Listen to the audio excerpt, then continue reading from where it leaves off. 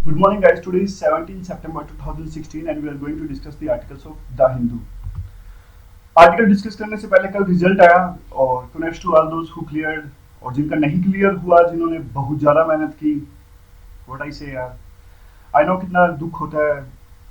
और अभी तो फिलहाल कोई भी बात सिर्फ कहने के लिए कह देते हैं, लेकिन आपके जख्म को इतनी जल्दी भरा नहीं जा सकता। आई नो यार, it's very difficult situation and मैं भी इस फेज से गुजरा हूँ। और देखो यार, लेकिन मैं नहीं, लाइफ का हर एक शख्स इस फेज से गुजरा होता है। मुझे दुनिया में एक भी ऐसा आदमी बता दो जिसने असफलता ना झेली हो। Bill Gates, Barack Obama, Modi, सबने यार सारे अपने अपने असफलताओं के दौर से गुजरे हैं। लेकिन वही बात है, थोड़ा तो पैटर्न ज्यादा यूपीएससी का फिलहाल किस्मत वाला हो गया है। 2 घंटे बहुत कुछ डिसाइड करते हैं और ये आपका हार्डवर्क नहीं, थोड़ा तो लग था इसमें। फिर वही है, मिल सके आसानी से उसकी ख्वाहिश किसे है, जिद तो उसकी है जो मुकद्दर में लिखा ही नहीं।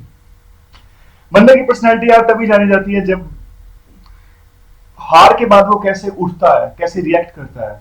तब नहीं जानी जाती कि विक्ट्री के बाद कैसे सेलिब्रेट करता है। तो हार के बाद अभी बाउंस बैक करना होगा। मेंस के लिए तैयार करने का सबसे करेक्ट टाइम यही है, क्योंकि अभी मेंस के लिए तैयार नहीं किया तो अगली बार प्रीलिम क्लियर कर दिया, फिर भी क्या फायदा। मेंस तो आपका तैयार हुआ नहीं, तो तैयार तो करना ही पड़ेगा यार। आंखों में मंजिलें थी, गिरे और संभलते रहे, आंधियों में क्या दम था, चिराग हवा में भी जलते रहे। ठीक है यार, टाइम लो, ब्रेक लो, लेकिन टाइम वेस्ट मत करना यार। ऐसे नहीं 1-2 महीने पढ़ना ही छोड़ दो, लगे रहोगे तो हो जाएगा। और अगली बार दिसंबर के बाद अच्छे से प्रिपेयर करेंगे। ऐसा कुछ नहीं है, कट ऑफ के ऊपर 30-40 मार्क्स लेकर आएंगे। और जिनका क्लियर हुआ, बहुत ज्यादा मेहनत करने की जरूरत है। 2.5 मंथ्स है, बिल्कुल एक्सट्रीम जाने की जरूरत है यार। जीवन में असली उड़ान अभी बाकी है, हमारे इरादों का इम्तिहान अभी बाकी है। अभी तो नापी है सिर्फ मुट्ठी भर जमीन, अभी तो सारा आसमान बाकी है। पहला आर्टिकल हम डिस्कस करते हैं देविका विश्वास केस का।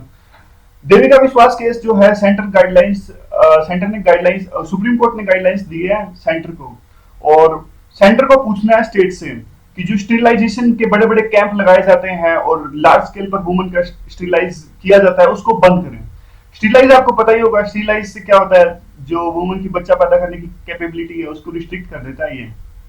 और देखिए, इसमें और भी बहुत चीजें, अगर अच्छी से इस डिसीजन में, सुप्रीम कोर्ट के डिसीजन में और भी बहुत सारी ऐसी चीजें जिनको अच्छे से इंप्लीमेंट किया जाए तो वुमन के वेलफेयर में बहुत ज्यादा बढ़ोतरी होगी।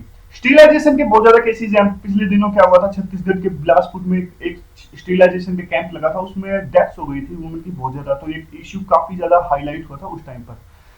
इश्यू हाईलाइट क्यों? क्योंकि ये बहुत ज्यादा होता है। देखो यार, वुमन को स्टीलाइजेशन के लिए फोर्स किया जाता है और मेल का कम और फीमेल का कम स्टीलाइजेशन होता है इंडिया में। और मेडिसिन जो इस्तेमाल करते हैं वो भी सस्ती मेडिसिन इस्तेमाल करते हैं, सैनिटेशन और फोर्स्ड कंपनसेशन कम है, और ये सारे इश्यूज हैं।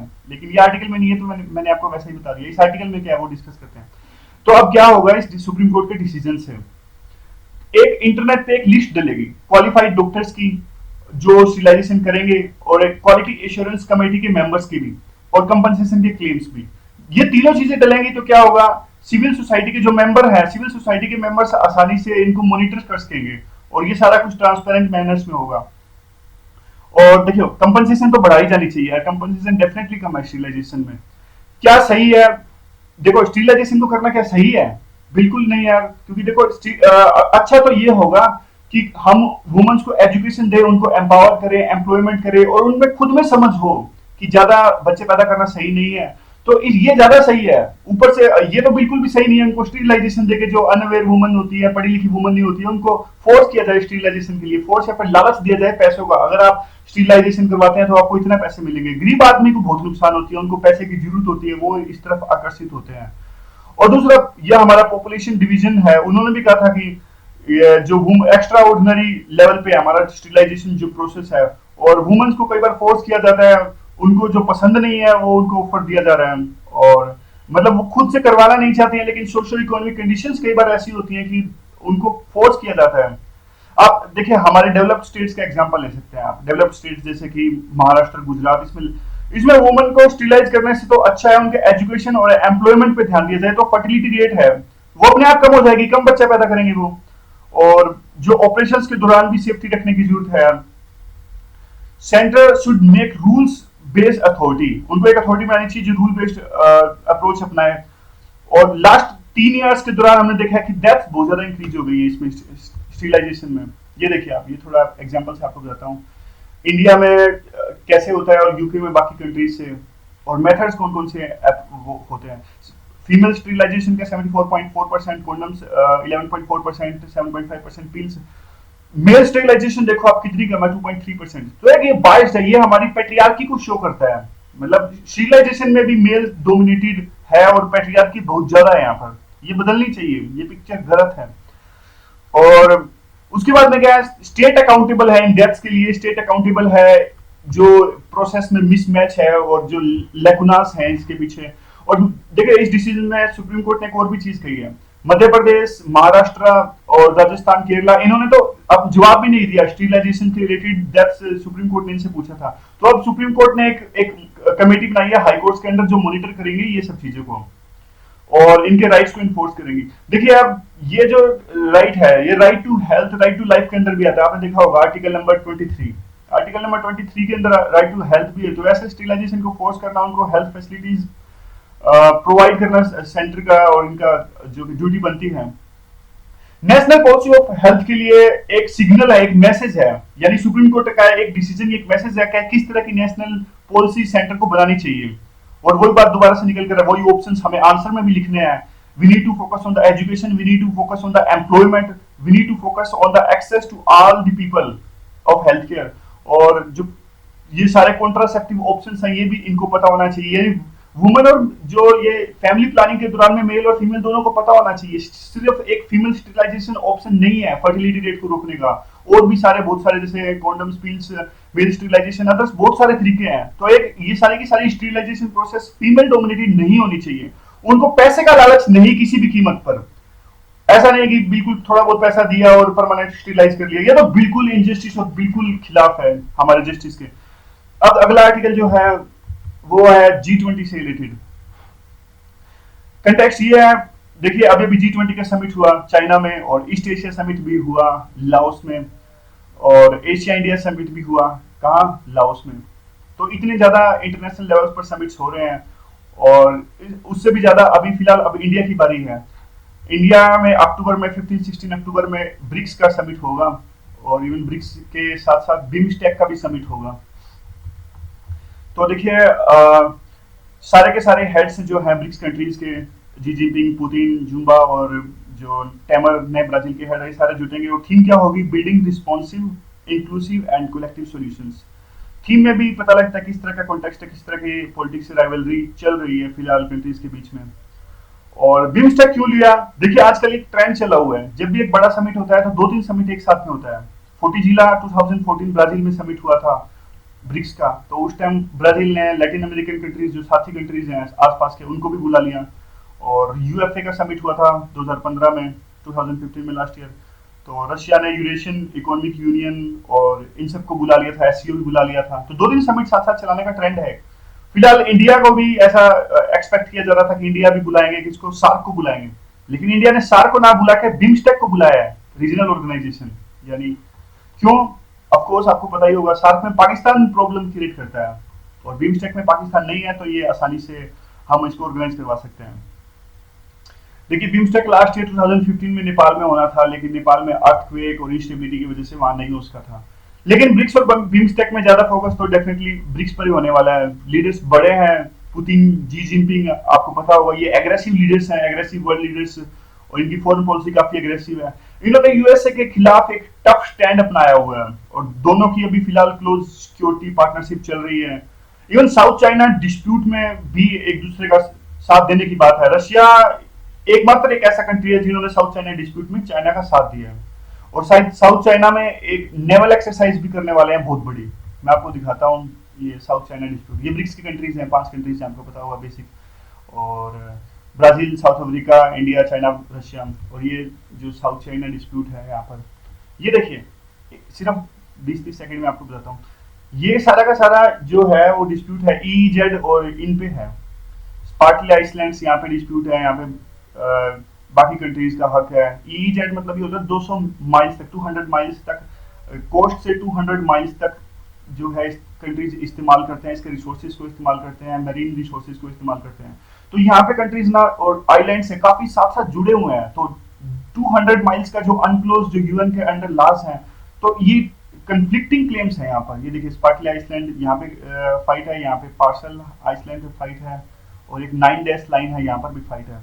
किन किन के बीच में, ये देखिए सारे China, Philippines, Malaysia, Vietnam, Taiwan. ये हम डिटेल में करेंगे, किसी ने एक आर्टिकल आया तो डिटेल में अच्छे से करेंगे, क्योंकि एक क्वेश्चन इस पे बनता है। अभी तो मैंने सिर्फ 1 सेकंड के लिए कुछ बता दिया। तो देखिए अब ये रशिया और चाइना भी यहाँ पे नेवल एक्सरसाइज कर रहे हैं। और अभी जो अनक्लोज, अभी क्या है, एक इंटरनेशनल ट्रिब्यूनल है जिन्होंने ये डिसीजन दिया था साउथ चाइना सी पे, फिलीपींस और चाइना के बीच का ये केस था। और जो ट्रिब्यूनल का डिसीजन था वो फिलीपींस के पक्ष में था, जिसे चाइना ने नकार दिया था, और रशिया ने उस टाइम पे चाइना को सपोर्ट किया था। और ये पिछले दिनों एक इंडिया, रशिया और चाइना का एक ट्रायलेटरल फॉर्म था, उस पर ये बात निकल कर आई थी कि एक ज्वाइंट स्टेटमेंट दी थी कि we respect the law of UNCLOS between the parties and this decision should be solved between the parties concern, यानी दूसरी कंट्रीज को इंटरफेयर नहीं करना। ये स्टेटमेंट दी थी जो इंडिया, चाइना और जो रशिया का फोरम था, ये स्टेटमेंट इन्होंने दी थी। इन स्टेटमेंट्स के सिंबल क्या होते हैं? ये एक सिंबॉलिक कंसर्न्स होते हैं, यानी डिप्लोमेटिक सिग्नल्स होते हैं ये। और अभी भी चाइना यही चाहेगा कि इस तरह की कोई स्टेटमेंट निकल कर आए कि ब्रिक्स पे अभी जो समिट है इंडिया में, इस तरह की कुछ स्टेटमेंट हम दें, ज्वाइंट स्टेटमेंट, जिससे ये निकल कर आए कि जो साउथ चाइना का डिस्प्यूट है वो सिर्फ पार्टीज कंसर्न के बीच में है, यानी इंटरनेशनल इंटरफेरेंस उसमें ना हो। और डेफिनेटली इंडिया ने उस जो ट्रिब्यूनल की जो अवार्ड था, इंटरनेशनल ट्रिब्यूनल था, और इंडिया ने उसको सपोर्ट किया था। देखिए इंडिया हमेशा international bodies like UN type की चीजों को सपोर्ट करता है। और इस बार भी अगर ब्रिक्स में चाइना ने इस तरह का कुछ फोर्स किया या फिर इस तरह की स्टेटमेंट कुछ लाने की कोशिश की, तो इंडिया उसका विरोध करना चाहेगा, क्योंकि इंडिया तो यही कहेगा कि इंटरनेशनल बॉडी का डिसीजन था तो उसको आपको रिस्पेक्ट करना चाहिए। चाइना उसको मानता नहीं है। चाइना कहता है नहीं, साउथ चाइना डिस्प्यूट तो हम आपस में सोल्व करेंगे, इंटरनेशनल बॉडी का कुछ भी इसमें हक नहीं है सोल्व करने का। देखिए अब क्या है, अब एक यूएस एक तरफ और हमारे इंडिया पर यह आरोप लगते हैं कि अगर जब हम यूएस के साथ होते हैं तो कुछ अलग तरह की स्टेटमेंट्स देते हैं, जब चाइना और रशिया के साथ होते हैं तो कुछ अलग तरह की स्टेटमेंट्स देते हैं, यानी हम मतलब देसी लैंग्वेज में कहें तो दोगले टाइप के हैं। लेकिन ऐसा ये नहीं है, बिल्कुल कुछ ही लोगों का परसेप्शन है, ऐसा कुछ नहीं है, क्योंकि फॉरेन पॉलिसी चलती ऐसे है। फॉरेन पॉलिसी ऐसा थोड़ी है अब यहाँ इकट्ठे हुए तो लड़ाई करके बैठ जाए। फॉरेन पॉलिसी है कि अपने नेशनल इंटरेस्ट सबसे ऊपर है, और जहां जैसा हो, बातें कुछ और होती है, अंदर कुछ और होता है। फॉरेन पॉलिसी ऐसे ही चलती है।